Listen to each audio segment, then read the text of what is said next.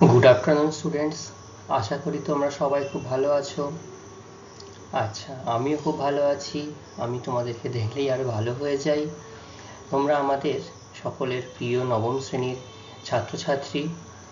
তো আজকে আমি তো জানি আমি তোমাদের ভূগোল বিষয়ের শিক্ষক মানস স্যার।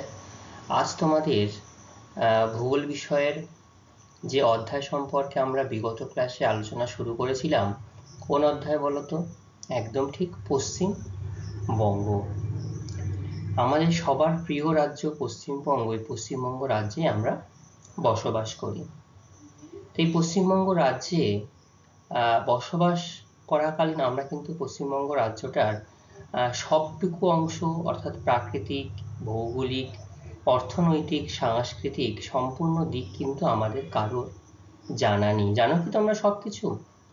আমরা অল্প অল্প অল্প বিস্তর কিছু জানি, যেটা আমাদের বসবাস করার জন্য যেগুলো প্রয়োজন সেগুলোই আমরা একটু একটু করে জানি। তো আমরা এই পশ্চিমবঙ্গ রাজ্যটা, এটা একটা অন্যতম গুরুত্বপূর্ণ রাজ্য। এই পশ্চিমবঙ্গ রাজ্যটা আমরা আলোচনা করতে করতে এর সম্বন্ধে অনেক কিছু তথ্য আমরা জেনে নেব, বুঝে নেব। ঠিক আছে? তো আমি আজকে যে নতুন অংশ আমরা আলোচনা শুরু করব, সেই নতুন অংশ আলোচনা শুরু করার আগে আমি তোমাদের থেকে কয়েকটা ছোট্ট ছোট্ট করে অল্প কয়েকটি প্রশ্ন জিজ্ঞাসা করে নেব, যেগুলো আমরা লাস্ট ক্লাসে আলোচনা করেছিলাম। আমি জিজ্ঞাসা করতে চাইছি যে বলো তো, যে আমাদের পশ্চিমবঙ্গের যে স্বাধীনতার দিন পশ্চিমবঙ্গ আমাদের এক নতুন অঙ্গরাজ্য হিসাবে প্রতিষ্ঠা পেয়েছিল। একটু ভুল হলো, 1947 সালে এটা রাজ্যপাল শাসিত একটি রাজ্য ছিল। 9টি রাজ্যের মধ্যে এটিও একটি রাজ্য ছিল। তারপরে কত সালে এটি পূর্ণাঙ্গ রাজ্যের মর্যাদা পায় তোমাদের মনে আছে কি সেটা? একদম ঠিক 1956 সালে নভেম্বর মাসে। আর সেই 1956 সালে কি এমন হয়েছিল যার ফলে আলাদা পূর্ণাঙ্গ রাজ্যের মর্যাদা দেওয়া হলো? একদম ঠিক, এই 1956 সালে পুনর্গঠন, অর্থাৎ রাজ্য পুনর্গঠনের ভিত্তিতে ভাষা কমিশন গঠন করা হয়েছিল। এই ভাষা কমিশন গঠন করার জন্য বা গঠন করতে গিয়ে এরকম পূর্ণাঙ্গ রাজ্যের মর্যাদা দেওয়া হয়েছে। বলতো, এখন আমরা যে পুরুলিয়া জেলা দেখতে পাই পশ্চিমবঙ্গের পশ্চিম প্রান্তে, এই পুরুলিয়া জেলা কোন রাজ্য থেকে বা কোন রাজ্যের কোন অংশ থেকে এসেছে তোমাদের মনে আছে? অধুনা ঝাড়খণ্ড, কিন্তু পূর্বে এটা ছিল বিহার রাজ্য। তো বিহারের, আমি এখন ঝাড়খণ্ড বললেই বেটার হয়, ঝাড়খণ্ডের মানভূম জেলা, কারণ সেখানে বাংলা ভাষার প্রচলন বেশি ছিল বলে এটাকে পুরুলিয়া রাজ্য নামে পশ্চিমবঙ্গ রাজ্যের সঙ্গে জুড়ে দেওয়া হয়েছিল। হ্যাঁ, তোমাদের প্রথম একটা কোয়েরি আমি বলেছিলাম যে ভারতবর্ষের রাজ্য গঠনের মূল ভিত্তি কি বলতো? ভারতবর্ষের রাজ্য গঠনের মূল ভিত্তি ছিল কিন্তু ভাষা। ঠিক আছে? কারণ এই ভাষা ছাড়া, ভাষার ভিত্তিতেই কিন্তু আমাদের এই 28টি অঙ্গরাজ্য আমরা লক্ষ্য করতে পারি, দেখতে পারি। ঠিক আছে? আচ্ছা, এই পশ্চিমবঙ্গ যখন স্বাধীন বা নতুন রাজ্য হিসাবে গঠন পেল, তখন কটি রাজ্য ছিল পশ্চিমবঙ্গে? স্বাধীনতার সময় ছিল 14টি। তারপরে ভাষা কমিশনের গঠনের ভিত্তিতে যখন আরো যোগ হলো, তখন সেটা পুরুলিয়া জেলা 15তম রাজ্য হলো, আর জেলা হলো। আর বিহারের পূর্ণিয়ার কিছু অংশ বিশেষ দিনাজপুরের সঙ্গে এখানটায় দিয়ে দেওয়া হলো। ঠিক আছে?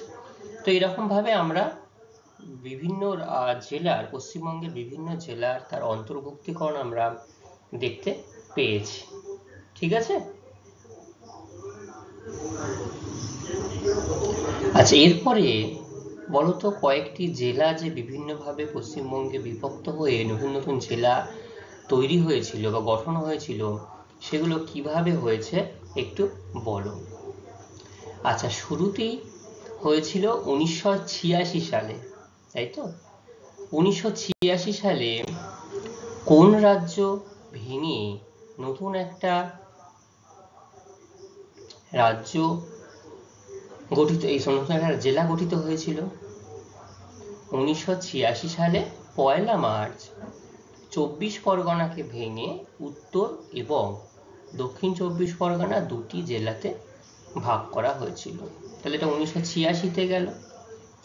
তারপরে 1992 সালের 1 এপ্রিল কি হলো বলো?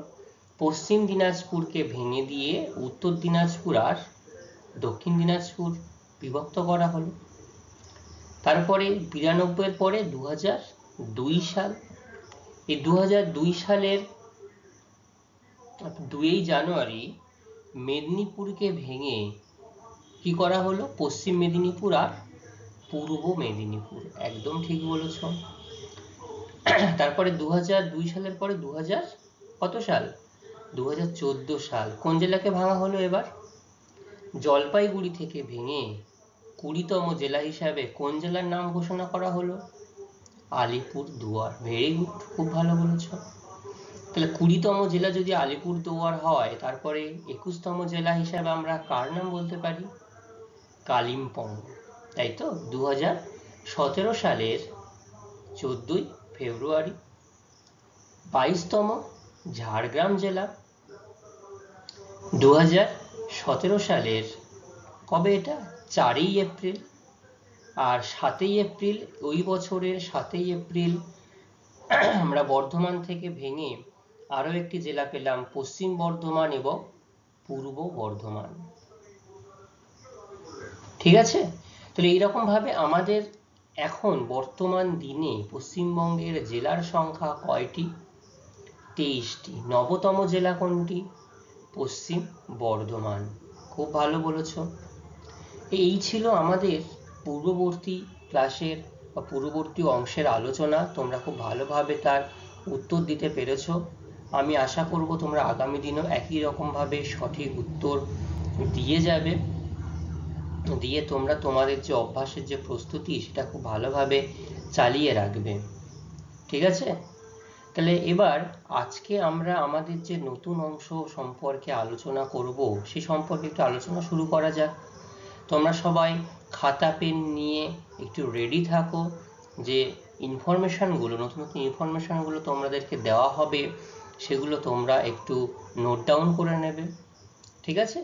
তো নোট ডাউন করে নিয়ে তোমাদের কিন্তু এগুলো সঠিকভাবে গুছিয়ে রাখতে হবে, না হলে পরবর্তীতে হারিয়ে গেলে তোমরা যখন পাঠ্যপুস্তক থেকে এই অংশগুলো নিয়ে নিজেরা একটু দেখাশোনা করবে, পড়বে, তখন কিন্তু সেগুলো তোমরা ভুলে যাবে। ঠিক আছে? তাহলে আজকে আমরা এই অষ্টম অধ্যায়, তো নবম শ্রেণী, এই নবম শ্রেণীর ভূগোল বিষয়ের যে অষ্টম অধ্যায় রয়েছে অর্থাৎ পশ্চিমবঙ্গ, এই পশ্চিমবঙ্গের অবস্থান ও প্রশাসনিক বিভাগের দ্বিতীয় ভাগ পার্ট 2 আমরা আলোচনা করব। ঠিক আছে? এই অংশগুলো আমরা ধীরে ধীরে পরপর আলোচনা করব। তো দেখি আজকে আমাদের কি অংশ রয়েছে সেটা সম্পর্কে একটু তোমাদেরকে বিস্তারিত জানাবো।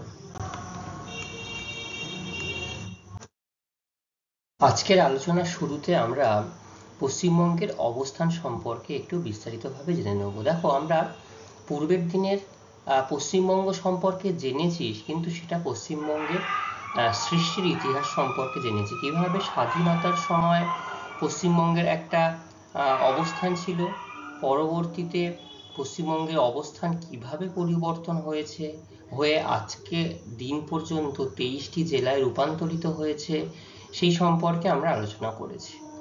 আজকে আলোচনা করব আমরা পশ্চিমবঙ্গের অবস্থান, ক্ষেত্রমান, বিস্তার, জনসংখ্যা, রাজধানী, এইগুলো সম্পর্কে আলোচনা করব।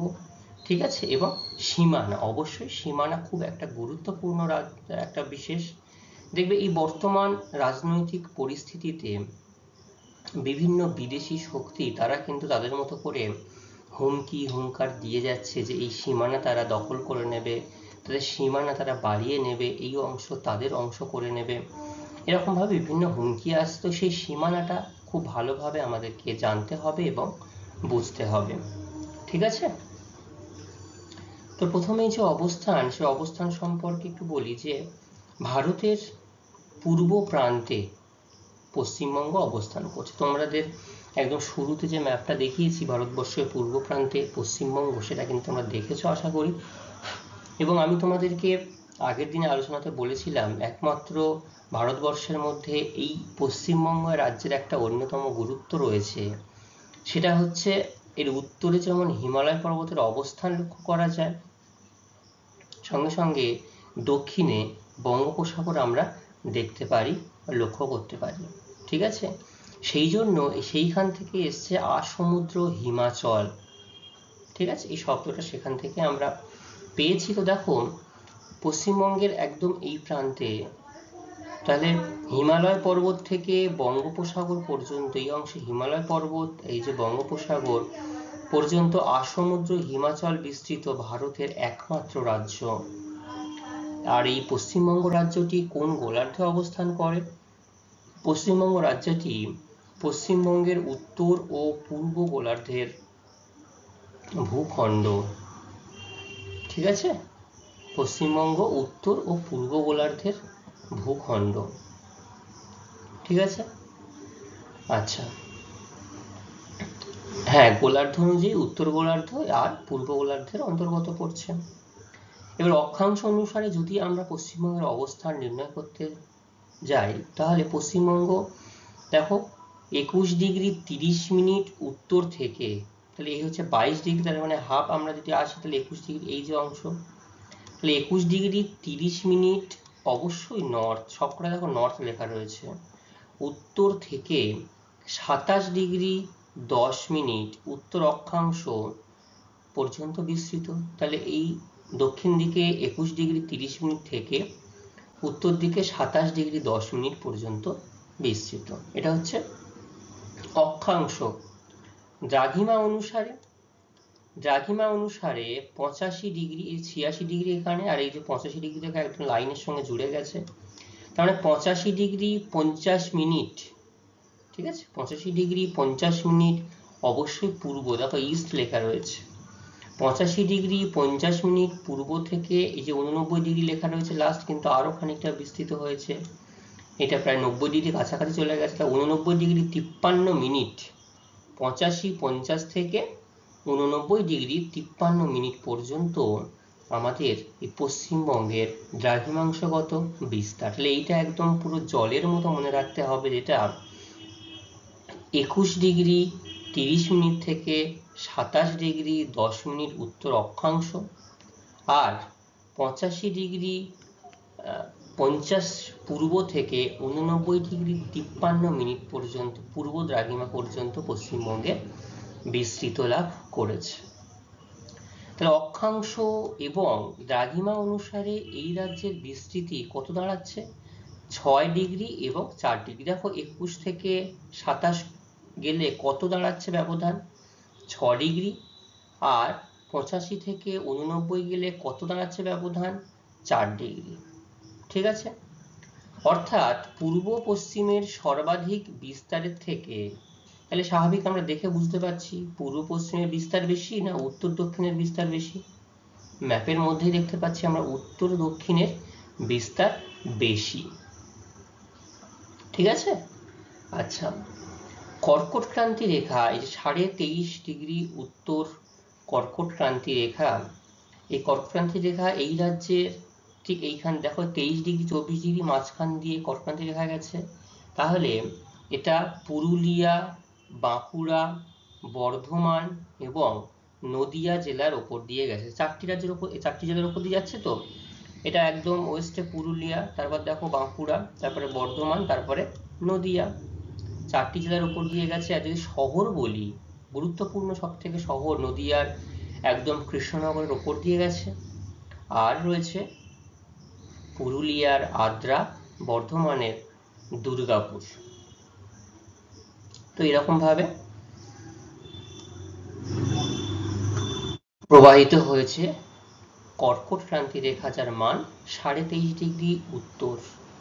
ঠিক আছে, কটি জেলার ওপর দিয়ে গেছে? 4টি। কি কি?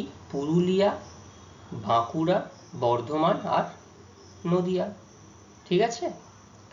আর যদি আমরা শহর বলি, আদ্রা, দুর্গাপুর এবং কৃষ্ণনগর শহরের উপর দিয়ে বিস্তৃত হয়েছে।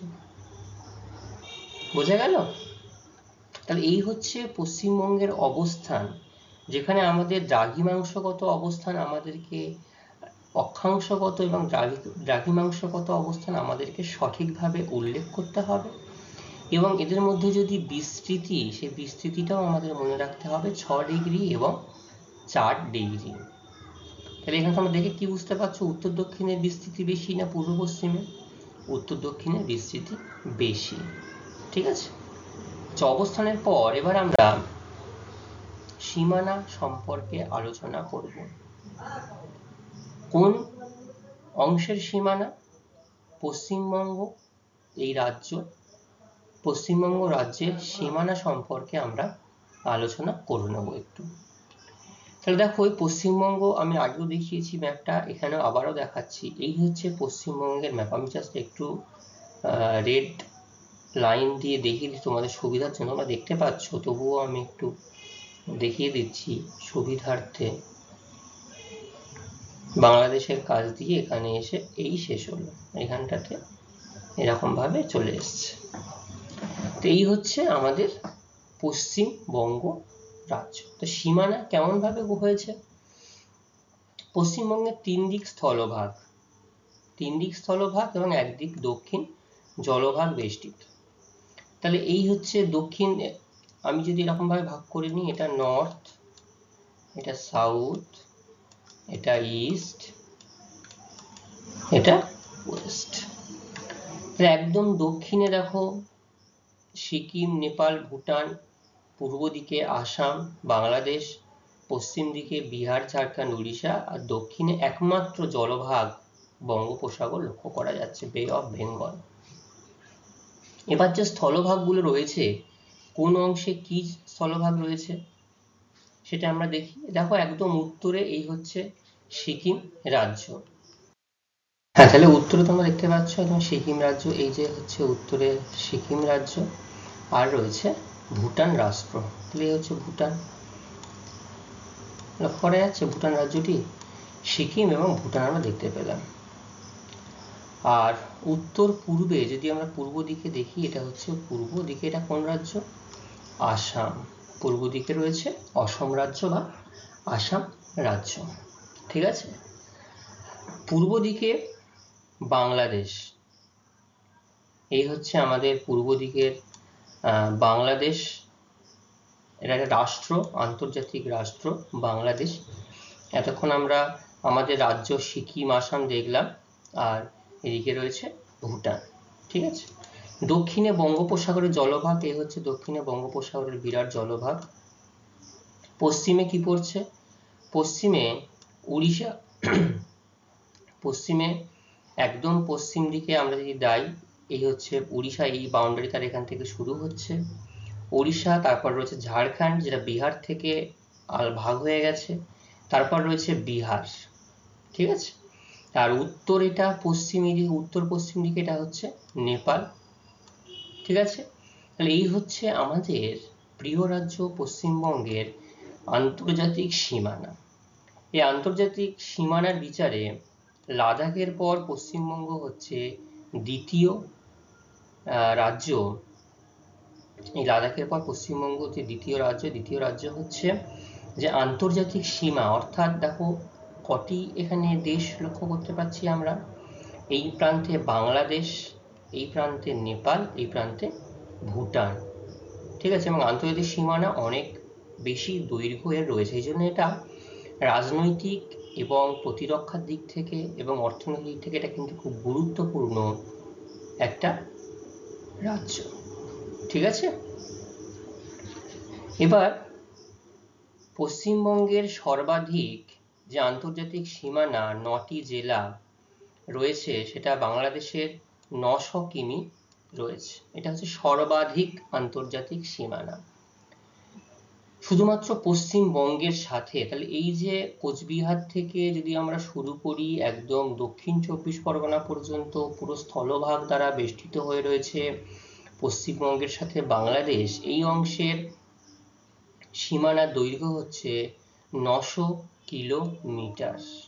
ঠিক আছে। আর সর্বাধিক রাজ্য সীমা যদি বলা যায় ঝাড়খণ্ডের সাথে, কারণ বিহারের সঙ্গে এইটুকু রয়েছে, উড়িষ্যার সাথে এইটুকু রয়েছে, ঝাড়খণ্ডের সঙ্গে দেখো এখানে তোমার প্রায় মুর্শিদাবাদের কাছ থেকে এখানে একদম পশ্চিম মেদিনীপুর, ঝাড়গ্রাম পর্যন্ত, এখন পশ্চিম মেদিনীপুর তো নেই, ঝাড়গ্রাম পর্যন্ত। এই অংশে সর্বাধিক রাজ্য সীমানা রয়েছে ঝাড়খণ্ডের 500 কিমি, অর্থাৎ 500 কিমি। ঠিক আছে, সর্বাধিক রাজ্য সীমানা। পশ্চিমবঙ্গের সবচেয়ে কম আন্তর্জাতিক সীমানা আছে নেপালের সাথে 90 কিলোমিটার।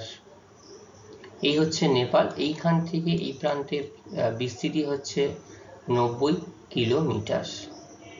ঠিক আছে, এটা নেপাল। মানে সর্বাধিক যদি রাষ্ট্র বলা হয় তাহলে সেটা হবে বাংলাদেশ। কত কিলোমিটার? 900 কিলোমিটার। আর সর্বাধিক রাজ্য সীমানা ঝাড়খণ্ড, কত কিলোমিটার? 500 কিলোমিটার। আর সবচেয়ে কম আন্তর্জাতিক সীমানা যদি কোন রাষ্ট্রের সাথে? নেপালের সাথে, মাত্র 90 কিলোমিটার। আর সবচেয়ে কম রাজ্য সীমানা দেখো সিকিম রাজ্যটা যেহেতুই একটা ছোট রাজ্য, সেই জন্য সিকিমের কত? 60 কিমি অংশ, অর্থাৎ এই দার্জিলিং এবং কালিম্পং জুড়ে যে বাউন্ডারি লক্ষ্য করে সেটাই 60 কিমি অংশ লক্ষ্য করা যায় এই অংশে। ঠিক আছে। আচ্ছা, এখানে একটু তোমাদের জাস্ট বলি, এই যে বাংলাদেশের সাথে শুধু পশ্চিমবঙ্গের 900 কিলোমিটার, প্রায় 1000 কিলোমিটারের কাছাকাছি স্থলভাগ দ্বারা বেষ্টন করে আছে। যদি সমগ্র ভারতবর্ষে ধরা যায়, একদম পুরো মায়ানমার, আমাদের একদম মেঘালয় রাজ্য পর্যন্ত, একদম নিচে মেঘালয়, তাহলে এইখানটাতে তখন সেক্ষেত্রে ভারতের সঙ্গে বাংলাদেশের আন্তর্জাতিক সীমানা গিয়ে দাঁড়ায় 4096 কিলোমিটার, 4096। এবং এটা একটা দেশের সাথে অপর একটি প্রতিবেশী দেশের সর্বাধিক আন্তর্জাতিক সীমানা। ঠিক আছে, তাহলে সীমানা বোঝা গেল।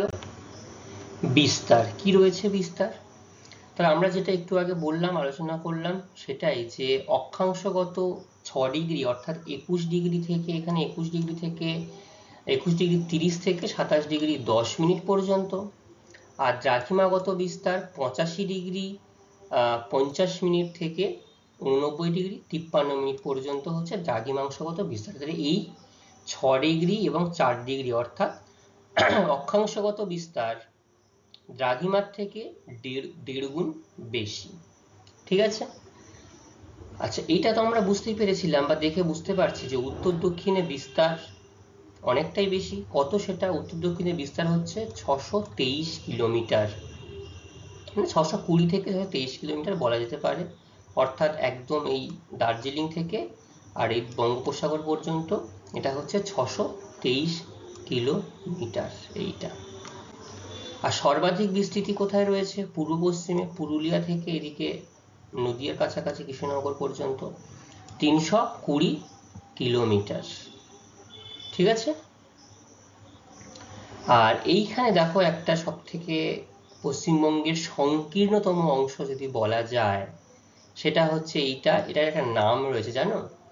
Chicken snake. খুব ভালো বলেছো, চিকেন স্নেক। মুরগির গলার মতো দেখতে বলে চিকেন স্নেক বলা হয়। দেখো এখানটা যদি আমরা ধরি, তো এখানে মনে হচ্ছে না মুরগির গলাটা এখানে তার মাথাটা বাড়িয়ে রয়েছে, সেই জন্য চিকেন স্নেকের সঙ্গে তুলনা করা হয়েছে। এটা সংকীর্ণতম অংশ, যার বিস্তার কত? মাত্র 9 কিলোমিটার। ঠিক আছে। এটি চিকেন স্নেক বা মহানন্দা নকশালবাড়ি করিডোর নামে পরিচিত। মহানন্দা নকশালবাড়ি করিডোর নামে পরিচিত। ক্ষেত্রমান, অর্থাৎ এই যে অক্ষাংশগত বিচার যে আমরা দেখলাম এবং উত্তর দক্ষিণে বিস্তার দেখলাম, ক্ষেত্রমান কত এই রাজ্যের? পশ্চিমবঙ্গের ক্ষেত্রমান হচ্ছে 88,752 বর্গ কিলোমিটার। ঠিক আছে। তো এই পশ্চিমবঙ্গের ক্ষেত্রমান 88,752 বর্গ কিলোমিটার, যা ভারতের মোট ক্ষেত্রমানের 2.70%। অর্থাৎ ভারতবর্ষের প্রায় 32,84,000 বর্গ কিলোমিটার ভারতবর্ষের আয়তন, তার মধ্যে থেকে 88,752 এটা 2%। ক্ষেত্র মানে 28টি রাজ্যের মধ্যে পশ্চিমবঙ্গ ভারতের 14তম রাজ্য, 14তম রাজ্য। সর্ববৃহত্তম রাজ্য হচ্ছে আয়তনের বিচারে রাজস্থান। ঠিক আছে, এরকম ভাবে আয়তনের বিচারে পশ্চিমবঙ্গ হচ্ছে 14তম রাজ্য। তাহলে বিস্তার এবং ক্ষেত্রমান সম্পর্কে আশা করি তোমরা সবাই বুঝতে পেরেছো, খুব ভালো।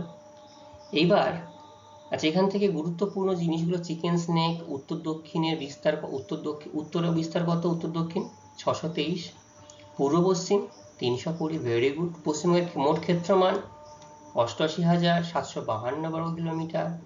এই আয়তনের বিচারে পশ্চিমবঙ্গের স্থান কত, 14তম। এগুলো মনে থাকবে তো?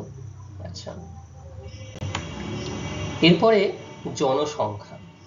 তো 2011 সালে জনসংখ্যা অনুসারে পশ্চিমবঙ্গের জনসংখ্যা হচ্ছে 9,47,736 জন। তো এই যে 2011 সালের পর জনগণনা হওয়ার কথা ছিল 2021 সালে, 10 বছর পর পর সেন্সাস হয়, কিন্তু সেটা হয়ে ওঠেনি। এটা হয়তো আরেকটা বেড়ে গেছে, 9 কোটির অনেকটাই বেশি, 9,13,47,736 জন, যা ভারতবর্ষের মোট জনসংখ্যার 7.5%। আর জনসংখ্যার বিচারে এটা হচ্ছে 4র্থ স্থানাধিকারী রাজ্য।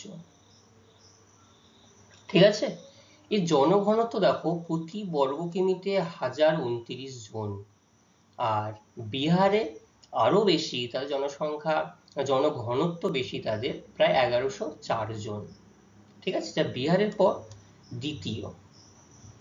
দেখো এইখানে আমি যে ম্যাপটা তোমাদের সামনে উল্লেখ করেছি, এই ইন্ডেক্সের মাধ্যমে তোমরা সহজেই বুঝতে পারছো যত হালকা, এখানে জনঘনত্ব 500 জনের কম, অর্থাৎ প্রতি স্কোয়ার কিলোমিটারে, মাঝারি 500 থেকে 1000, তারপরে 1001 থেকে 2000, তারপরে 2000-এর বেশি। তো এই যে অংশটা, হাওড়া, হুগলি, কলকাতা, উত্তর 24 পরগনা এবং দক্ষিণ 24 পরগনার বিশেষ একটা অংশ, এই অংশে দেখো জনসংখ্যা কিন্তু সর্বাধিক। এটা হতে পারে কলকাতাকে কেন্দ্র করে শহরতলি জনসংখ্যা ব্যাপক পরিমাণে বৃদ্ধি পেয়েছে। মাঝারি মানে জনসংখ্যা যেটা 1001 থেকে 2000, এই মেদিনীপুর, তারপরে হুগলি, বর্ধমান, মুর্শিদাবাদ, মালদহ, এইগুলো লক্ষ্য করা যায়। ঠিক আছে, তারপরে সব থেকে কম দেখো পুরুলিয়া, এই অংশটা। আর তারপরে মাঝারি 500 থেকে 1000 জন, যেগুলো দার্জিলিং, জলপাইগুড়ি, আলিপুরদুয়ার, উত্তর দিনাজপুর, দক্ষিণ দিনাজপুর, বীরভূম, বাঁকুড়া এবং মেদিনীপুরকে আমরা দেখতে পাচ্ছি। ঠিক আছে, এই হচ্ছে আমাদের পশ্চিমবঙ্গের জনসংখ্যার ম্যাপ যদি বলা হয়, তো এই জনসংখ্যার ম্যাপ। এখান থেকে আমরা বুঝতে পারছি যে কোন এলাকায় জনসংখ্যার ঘনত্ব কত বেশি। আর কলকাতা হলো পশ্চিমবঙ্গের রাজধানী, এটা পশ্চিমবঙ্গের রাজধানী। আর 1911 পর্যন্ত, মানে 1911 সাল পর্যন্ত ব্রিটিশ ভারতের রাজধানী ছিল কিন্তু এই কলকাতা। ঠিক আছে, আচ্ছা, তো আমরা এতক্ষণে পশ্চিমবঙ্গের অবস্থান জেনেছি, সীমানা জেনেছি, এবং সেখানে আন্তর্জাতিক সীমানা কত আছে, বিস্তার জেনেছি, ক্ষেত্রমান জেনেছি, জনসংখ্যাও জেনেছি। এগুলো কিন্তু আমরা বেশ খানিকটা অনেকটা তথ্য ইতিমধ্যে আমরা আলোচনা করলাম। এবার আমরা এক নজরে পশ্চিমবঙ্গের একটু ক্ষুদ্র ক্ষুদ্র অংশ একটু দেখে নেব শর্ট প্রশ্নের জন্য। পশ্চিমবঙ্গের মোট জেলার সংখ্যা কটা? 23টা, মনে থাকবে সবার? আচ্ছা, পশ্চিম বর্ধমান আপাতত 9তম জেলা। এই হচ্ছে পশ্চিম বর্ধমান, যার জেলা সদরের নাম হচ্ছে আসানসোল, 9তম জেলা। ক্ষেত্রফলের বিচারে দক্ষিণ 24 পরগনা বৃহত্তম। দেখো দক্ষিণ 24 পরগনার ম্যাপটা এই হচ্ছে, যেহেতু অনেকগুলো দ্বীপ নিয়ে গঠিত হয়েছে তাই বোঝা যায় না, কিন্তু এটা আয়তনের বিচারে সব থেকে বৃহত্তম জেলা। আর কলকাতা হচ্ছে ক্ষুদ্রতম, এই হচ্ছে কলকাতা, দেখা যাচ্ছে না, দেখো এই যে কলকাতা লেখা রয়েছে, একদম সব থেকে ক্ষুদ্রতম জেলা, কিন্তু জনঘনত্ব সর্বাধিক। জেলা ভিত্তিক মোট জনসংখ্যায় উত্তর 24 পরগনার জনসংখ্যা সবচেয়ে বেশি। আবার যদি জনসংখ্যার হিসাবে বিচার করা যায়, তখন উত্তর 24 পরগনার জনসংখ্যা কিন্তু অনেকটাই বেশি, সর্বাধিক। আর কালিম্পং এই হচ্ছে কালিম্পং। এই কালিম্পংয়ের জনসংখ্যা সবচেয়ে কম। জেলাভিত্তিক জনঘনত্বে কলকাতা সর্বাধিক। যদি জেলাভিত্তিক জনঘনত্ব আমরা হিসাব করি, কলকাতা সর্বাধিক। আর কালিম্পংয়ে জনঘনত্ব কম, তাহলে এখানে কালিম্পং কি কি ক্ষেত্রে উল্লেখযোগ্য ভূমিকা নিচ্ছে? জনঘনত্ব কম, আবার জনসংখ্যাও কম। আর নবতম জেলা পশ্চিম বর্ধমান, ক্ষুদ্রতম জেলা কলকাতা, কিন্তু সর্বাধিক জনঘনত্ব এটাও কলকাতা। ঠিক আছে, তাহলে এইটা পশ্চিমবঙ্গ সম্পর্কে ক্ষুদ্র ক্ষুদ্র তথ্য আমরা এটা জানলাম, যে বৃহৎ ক্ষুদ্র এই অংশগুলো। এবার পশ্চিমবঙ্গের অবস্থানগত যে ভৌগোলিক গুরুত্ব, সেই ভৌগোলিক গুরুত্ব সম্পর্কে আমরা একটু জেনে নেব। কেন পশ্চিমবঙ্গ অন্যান্য রাজ্য অপেক্ষা এত বেশি গুরুত্বপূর্ণ এবং এখানে এত বেশি মানুষের বসবাস, সেইগুলো আমরা জেনে নেব। ঠিক আছে, তো রাজ্যের ভৌগোলিক অবস্থানের গুরুত্ব অপরিসীম রয়েছে। অবস্থান কিন্তু আমরা ইতিমধ্যেই জেনেছি যে 21 ডিগ্রি 30 মিনিট উত্তর থেকে 27 ডিগ্রি 10 মিনিট উত্তর, এই যে তোমার অক্ষাংশগত অবস্থান হওয়ার জন্য কর্কটক্রান্তি রেখা একদম পুরো এই পুরুলিয়া, বাঁকুড়া, বর্ধমান আর নদীয়ার ওপর দিয়ে চলে গেছে। তাই জন্য এখানকার জলবায়ু কি ধরনের? এখানকার জলবায়ু উষ্ণ ও আর্দ্র ক্রান্তীয় প্রকৃতির হয়েছে। ঠিক আছে, তাহলে কর্কটক্রান্তি রেখা একদম এই যে মাঝখান দিয়ে যাওয়ার জন্য পশ্চিমবঙ্গের জলবায়ু কিন্তু খুব উষ্ণ নয়, আবার অতিরিক্ত আর্দ্র নয়, উষ্ণ এবং আর্দ্র ক্রান্তীয় প্রকৃতির হয়েছে। পশ্চিমাংশ অভ্যন্তরীণ অবস্থানের জন্য পরিবেশ উষ্ণ ও শুষ্ক। তাহলে পশ্চিমাংশ, এই যে পশ্চিম দিকটা, বিশেষ করে বর্ধমান, বাঁকুড়া, পুরুলিয়া, এই দিকটাতে অভ্যন্তরীণ যেহেতু অবস্থান করছে এবং কি বলবো, জলীয় বাষ্প কম, যেহেতু তোমার বে অফ বেঙ্গলে জলীয় বাষ্প পাচ্ছে না, সেই জন্য এখানকার পরিবেশ একটু উষ্ণ এবং শুষ্ক। এবং দক্ষিণ অংশে বঙ্গোপসাগরের জন্য জলবায়ু মৃদুভাবাপন্ন। এই অংশে বেশ তোমরা জানো যে আমরা দক্ষিণ পশ্চিমে বসবাস করি, এখানে জলবায়ু কিন্তু মৃদুভাবাপন্ন। এবং এই অংশে গভীর ম্যানগ্রোভ বনভূমি সৃষ্টি হয়েছে, যা পৃথিবী বিখ্যাত সবথেকে বৃহত্তম গভীর ম্যানগ্রোভ বনভূমি। আচ্ছা, উত্তর প্রান্তে হিমালয় পার্বত্য ভূমি রয়েছে, সেই ভূমির জন্য জলবায়ু শীতল এবং আর্দ্র। এই উত্তর প্রান্তে দেখো এই টাইগার হিলস, যেখানটা একটা সূর্য দয়ের একটা খুব ভালো স্থান এবং খুব মনোরম পরিবেশ, দারুণ পরিবেশ, এই দার্জিলিং বা তরাই ডুয়ার্স এই অঞ্চলগুলোতে অসাধারণ পরিবেশ লক্ষ্য করা যায়। এবং অবশিষ্টাংশে উর্বর গাঙ্গেয় সমভূমি। যদি এইটুকু বাদ দিয়ে, আমি তোমাদের আগেই বলছিলাম যে দিনাজপুর থেকে যদি আমরা একদম পুরো বঙ্গোপসাগর পর্যন্ত আসি, তাহলে এই অংশে কিন্তু একদম পুরো পশ্চিমবঙ্গ গাঙ্গেয় সমভূমি, উর্বর গাঙ্গেয় সমভূমি লক্ষ্য করা যায়। এই উর্বর গাঙ্গেয় সমভূমি লক্ষ্য করা যায়, গঙ্গা একদম পশ্চিমবঙ্গের মাঝখান দিয়ে প্রবাহিত হয়েছে, যার জন্য এখানকার পলিমাটি, অর্থাৎ যেটা প্লাবন ভূমি হওয়ার জন্য দুটো প্রান্তে, দুই দিকেই কিন্তু, ডান দিক এবং বাম দিক, খুব ভালোভাবে বিস্তৃত লাভ করেছে। সেই জন্যই এখানে সমভূমি স্থান লাভ করেছে এবং তার সাথে সাথে কৃষি, শিল্প, পরিবহন এবং উন্নত এবং ঘন জনবসতিপূর্ণ হয়েছে। ঠিক আছে, আচ্ছা, এই গেল প্রাকৃতিক গুরুত্ব। রাজনৈতিক গুরুত্ব কি?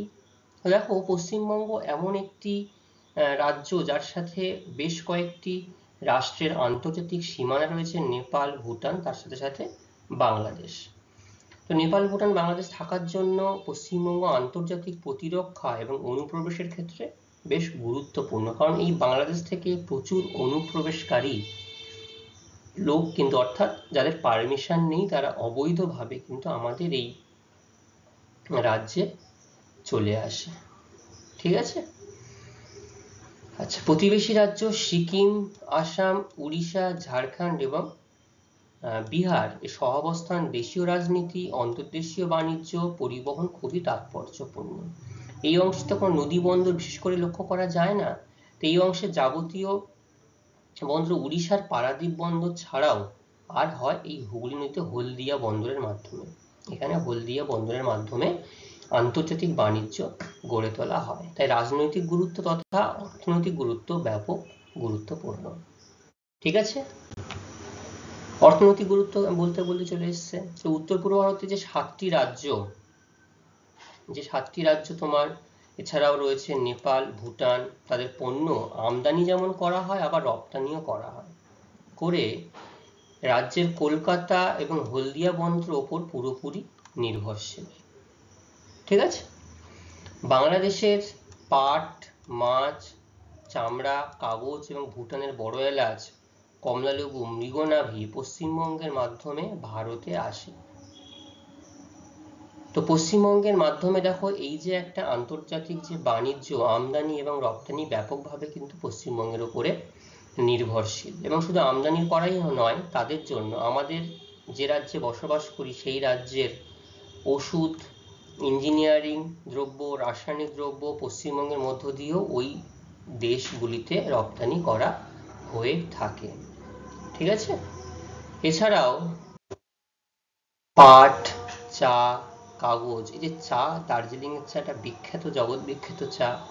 এছাড়াও কাগজ শিল্প, ইঞ্জিনিয়ারিং শিল্প, তথ্য প্রযুক্তি শিল্প এবং ধান, পাট, চা, মাছ, চামড়া, শাকসবজি উৎপাদনে পশ্চিমবঙ্গ সারা দেশে অগ্রণী ভূমিকা পালন করে। ঠিক আছে, তো এইগুলো একটা অর্থনৈতিক গুরুত্ব। তো আমরা বুঝতে পারছি সাতটি রাজ্যের সাথে সাথে নেপাল, ভুটান এবং বাংলাদেশ থেকে আসা বিভিন্ন দ্রব্য, তার উপর কিন্তু কলকাতার বন্দর ভীষণভাবে ব্যাপক গুরুত্বপূর্ণ। কারণ এই পশ্চিমবঙ্গ তথা কলকাতা কিন্তু উত্তর পূর্ব ভারতের প্রবেশদ্বার। ঠিক আছে, আচ্ছা, পরিবহন ও যোগাযোগ ক্ষেত্রে গুরুত্ব কি কি রয়েছে? পশ্চিমবঙ্গের শিলিগুড়ি হলো উত্তর পূর্ব ভারতের প্রবেশদ্বার। শিলিগুড়ি, যেই অংশে শিলিগুড়ি রয়েছে। বক্সাদুয়ার হলো ভুটানের প্রবেশদ্বার। এই যে ভুটানে যাওয়ার জন্য এই অংশে যে ভুটান ছিল, বক্সাদুয়ার প্রবেশদ্বার। কলকাতা হলো সমগ্র পূর্ব ভারতের প্রবেশদ্বার। তার মানে দেখো তিনটি যে প্রবেশদ্বার, সবগুলো প্রবেশদ্বার কিন্তু আমাদের এই পশ্চিমবঙ্গে অবস্থান করছে। তো এটা খুবই একটা পরিবহন ক্ষেত্রে গুরুত্বপূর্ণ ভূমিকা পালন করে। কি কি জাতীয় সড়ক গেছে? 2, 6, 31, 34, 35 অর্থাৎ NH। এছাড়াও পূর্ব, দক্ষিণ পূর্ব, উত্তর পূর্ব সীমান্ত রেলপথ এবং কলকাতা বন্দর এবং হলদিয়া বন্দর। এছাড়াও হুগলি নদী পথে যাতায়াত, দমদম বিমানবন্দরের সাহায্যে অন্তর্দেশীয় এবং আন্তর্জাতিক পরিবহন, এই বাণিজ্যিক লেনদেন কিন্তু ভীষণভাবে গুরুত্বপূর্ণ। এই জন্য এই ম্যাপটা আমি দিয়েছি। দেখো পশ্চিমবঙ্গের মধ্যে দিয়ে NH যেমন গেছে, সেরকম ভাবে চারিদিকে রেল লাইন সম্পূর্ণ দেখানো যায়নি, জালের মতো চারিদিকে ছড়িয়ে রয়েছে। তো যে রাজ্যে যত পরিবহন ব্যবস্থা ভালো হয়, সেটা যে অর্থনীতি অবশ্যই ভালোর দিকে ভাবা যায়। সাংস্কৃতিক গুরুত্ব, পশ্চিমবঙ্গে ভারত ও প্রতিবেশী দেশগুলির বিভিন্ন ধর্ম, বর্ণ, ভাষা, এই জাতির মানুষের সমাবেশ ঘটেছে। ঠিক আছে, তাদের জ্ঞান, বিজ্ঞান এবং সংস্কৃতির মেলবন্ধন ঘটেছে, অর্থাৎ বাংলাদেশ, নেপাল, ভুটানের সাথে। শরণাতীত কাল থেকে পশ্চিমবঙ্গ মিশ্র সংস্কৃতির একটা রাজ্য রূপে বিকাশ লাভ করেছে। কারণ সিটি অফ জয় কিন্তু আমরা এই কলকাতাকেই জানি, কলকাতাকেই আমরা বুঝি সিটি অফ জয় হিসাবে। তাহলে বুঝতে পারলে তোমরা পশ্চিমবঙ্গের অবস্থান ভৌগোলিক দিক দিয়ে কতটা বেশি গুরুত্বপূর্ণ। ঠিক আছে, আচ্ছা, এতক্ষণে আমরা যা আলোচনা করলাম, এই গুরুত্বপূর্ণ প্রশ্নগুলো আমি তোমাদের জন্য উল্লেখ করলাম। আশা করি প্রত্যেকটি প্রশ্ন তোমরা খুব ভালোভাবে বুঝতে পারছো। কারো কি কোনো প্রশ্ন বুঝতে অসুবিধা হচ্ছে? তো এই যে গুরুত্বপূর্ণ প্রশ্নগুলো সবাই তোমরা নোট ডাউন করে নিয়েছো। এগুলো কি করতে হবে? এগুলো পরবর্তী ক্লাসের জন্য পাঠ্যপুস্তক থেকে তোমাদেরকে দেখে আসতে হবে। আমি পরের দিন তোমাদেরকে এই প্রশ্ন থেকে উত্তর জেনে নেব তোমাদের থেকে। ঠিক আছে, আচ্ছা, সবাই নোট ডাউন করেছো? খুব ভালো। কোনো প্রশ্ন কি কারোর বুঝতে কোথাও অসুবিধা হচ্ছে? Very good. তো আজকে আমাদের এই আলোচনা এই পর্যন্তই থাকবে। পরবর্তী ক্লাসে আমরা পরবর্তী অংশ সম্পর্কে আলোচনা করব। ততক্ষণে সবাই খুব ভালো থাকবে। সকলকে অসংখ্য ধন্যবাদ।